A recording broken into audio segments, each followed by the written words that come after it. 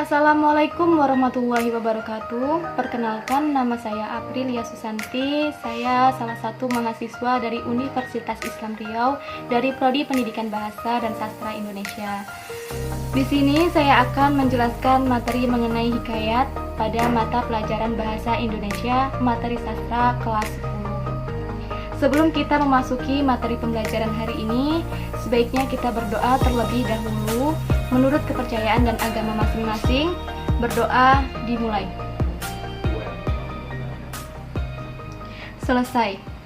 Selanjutnya, saya akan memberitahukan kompetensi dasar dan IPK pada pertemuan hari ini.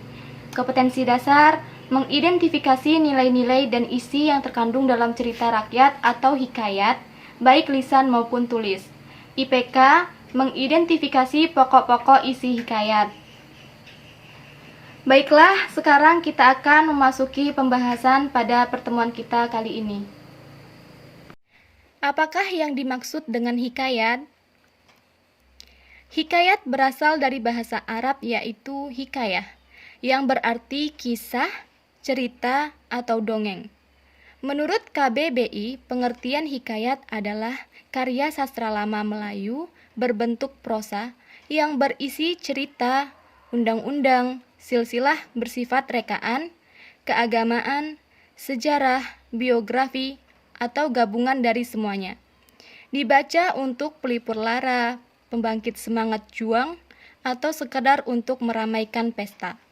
Hikayat diartikan juga dengan cerita rekaan berbentuk prosa, panjang berbahasa Melayu, yang menceritakan kehebatan dan kepahlawanan orang ternama dengan segala kesaktian, keanehan, dan karomah yang mereka miliki. Mengidentifikasi isi pokok. Hikayat termasuk cerita rakyat yang perlu dilestarikan. Cerita rakyat merupakan titipan budaya dari nenek moyang kepada generasi penerus bangsa. Cerita rakyat penting dilestarikan dan dikembangkan. Setidaknya ada 3 fungsi cerita rakyat yang mengharuskan kita tetap melestarikannya, yaitu 1. Sebagai sarana hiburan, 2. Sebagai sarana pendidikan karena di dalamnya terkandung banyak nilai yang dapat diteladani dalam kehidupan, yang ketiga, sebagai sarana menunjukkan dan melestarikan budaya bangsa agar dari cerita rakyat dapat dikokohkan nilai sosial dan budaya suatu bangsa. Untuk memahami isi pokok hikayat, maka kegiatan utama yang harus dilakukan adalah mencari pokok-pokok isi setiap bagian hikayat atau tiap paragraf. Berdasarkan pokok istilah itulah dapat disusun sinopsis, yaitu berupa ikhtisar atau ringkasan dari teks tersebut. Adapun karakteristik hikayat antara lain: 1. Terdapat kemustahilan atau pralogis. Salah satu ciri hikayat adalah kemustahilan dalam teks, baik dari segi bahasa maupun dari segi cerita. Kemustahilan berarti hal tidak logis atau tidak bisa dinalar yang terjadi. Yang kedua, kesaktian. Selain kemustahilan, seringkali dapat kita temukan kesaktian para tokoh dalam hikayat. Yang ketiga, anonim. Salah satu ciri cerita rakyat termasuk hikayat adalah anonim. Anonim berarti tidak diketahui secara jelas nama pencerita atau pengarang. Hal tersebut disebabkan cerita disampaikan secara lisan. Bahkan, dahulu masyarakat mempercayai bahwa cerita yang disampaikan adalah nyata dan tidak ada yang sengaja mengarang. Yang keempat, istana sentris. Hikayat seringkali bertema dengan berlatar kerajaan.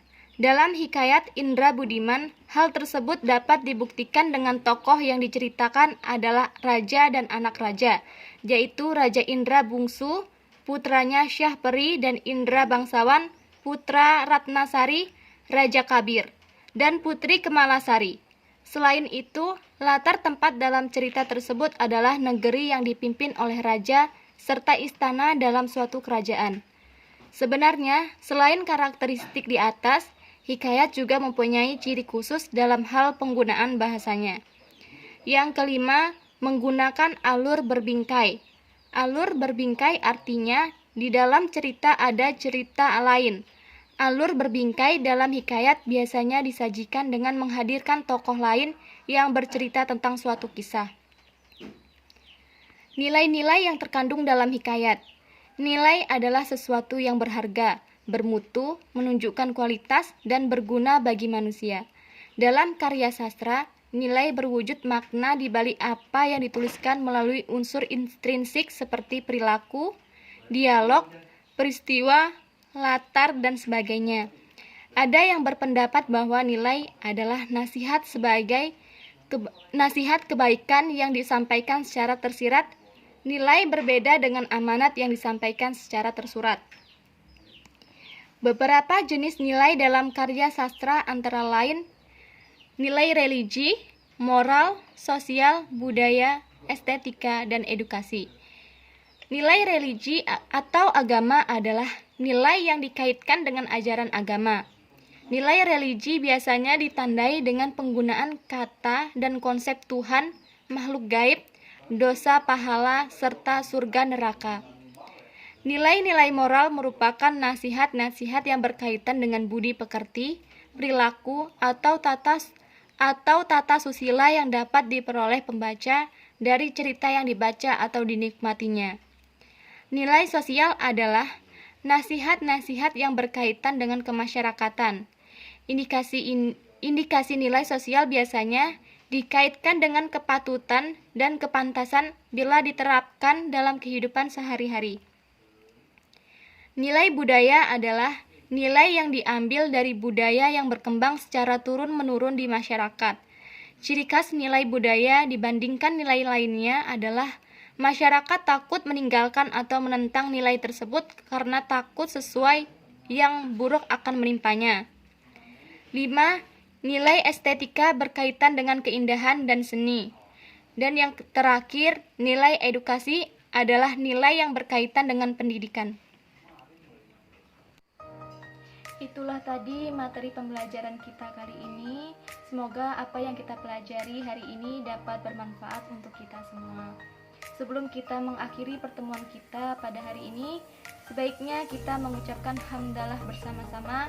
Alhamdulillahirabbil alamin. Saya akhiri. Wassalamualaikum warahmatullahi